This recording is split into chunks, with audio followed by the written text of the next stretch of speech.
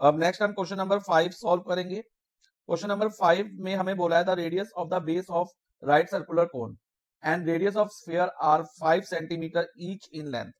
तो बच्चा हमें कोन दिया है और एक स्फीयर दिया है और ये कहा है दोनों का रेडियस, कोन का रेडियस और स्फीयर का रेडियस क्या है, कितना है, 5 सेंटीमीटर ईच है। दोनों इक्वल है रेडियस दोनों के, और वो रेडियस किसके इक्वल है, 5 सेंटीमीटर। ओके, और आगे क्वेश्चन में लिखा है if the volume of cone is equal to volume of sphere. तो हमने यहाँ कंडीशन लिख दी, volume of cone is equal to volume of sphere, और हमें फाइंड क्या करना है, then the height of the cone is, हमने कोन की हाइट फाइंड करनी है। तो हम क्या करेंगे, कोन की हाइट को h अज्यूम कर लेंगे। जब हाइट बोले तो बच्चा हम वर्टिकल हाइट लेंगे, ये वाली हाइट, क्योंकि कोन में एक और हाइट होती है स्लांट हाइट, ये स्लांट हाइट होती है, पॉइंटर पे ध्यान देना, ये वर्टिकल हाइट होती है। जब भी ऐसा लिखा हो कि फाइंड द हाइट, तो हम वर्टिकल हाइट ही कंसीडर करते हैं, स्लांट हाइट अलग से मेंशन होगा क्वेश्चन में अगर फाइंड करने को कहें तो। ओके, तो अभी हमें वर्टिकल हाइट फाइंड करनी है।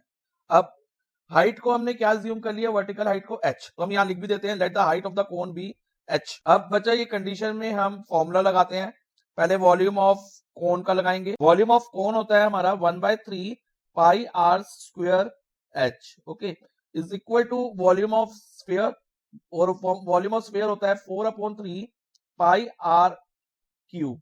ओके, इसमें देखो बच्चा रेडियस दोनों का क्योंकि सेम है तो इसलिए आर और आर ही लिखा है, और हाइट हमने h अज्यूम करी है कोन की, उसको h ले लिया।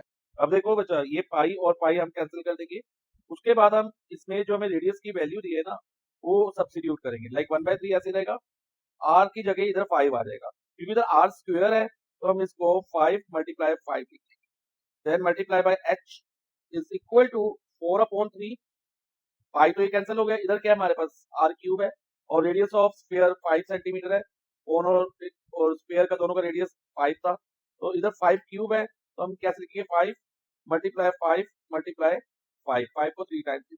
अब h की वैल्यू निकालने के लिए हम क्या करेंगे, हम लिखेंगे h इज इक्वल टू, पहले जो RHS में है हमारे पास 4/3 multiply by 5 multiply by 5 multiply by 5, इसको लिख लेंगे, देन मल्टीप्लाई बाय जो LHS में हमारे पास h के साथ नंबर मल्टीप्लाई हो रहे थे उन सबका रेसिप्रोकल करके इधर लिख देंगे, लाइक इधर ये 1/3 है तो यहाँ पर क्या हो जाएगा 3/1, क्योंकि इधर 3 देखो बच्चा डिवाइड में था तो इधर आके मल्टीप्लाई में हो गया, और 1 मल्टीप्लाई में था तो डिवाइड में हो गया।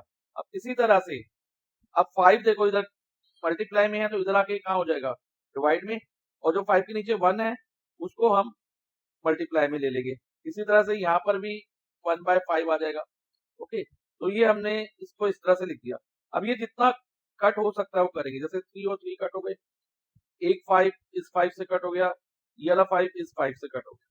अब हमारे पास क्या बचा, न्यूमरेटर में पहले 4 मल्टीप्लाई बाय 5 20, और डिनोमिनेटर में सब कुछ कट गया, 1 ही बचा है, तो 1 इंटू 1 इंटू 1 इंटू 1 ही होगा, तो 20/1, और 20/1 को हम 20 लिख सकते हैं, why, because any number divided by 1 is number itself. तो इसका हमारा आंसर हो गया height of the cone is 20 centimetre, तो हमारा आंसर आएगा ऑप्शन बी।